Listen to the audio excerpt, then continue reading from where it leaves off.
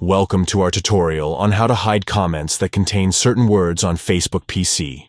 If you want to filter out specific words in the comments section, this step-by-step guide will show you how. Let's get started. Step 1. Open Facebook by launching your web browser and navigating to facebook.com. Step 2. Click on your profile picture located in the top right corner of the Facebook homepage. This will take you to your profile. Step 3. From the drop-down menu, click on Settings and Privacy. Step 4. Select Settings from the Options provided. Step 5. On the left-hand side, click on Privacy. Step 6. Look for Profile and Tagging and click on it. Step 7. Scroll down and find Hide Comments containing certain words from your profile. Click on it. Step 8. In the text box provided, type in the words you want to hide, separated by commas. Step 9.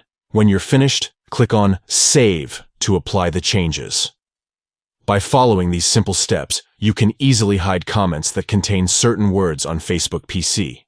Enjoy a more customized and positive browsing experience. Thank you for watching our tutorial. If you found this video helpful, please give it a thumbs up and subscribe to our channel for more useful tips and tricks on using Facebook. Stay tuned for more helpful tutorials.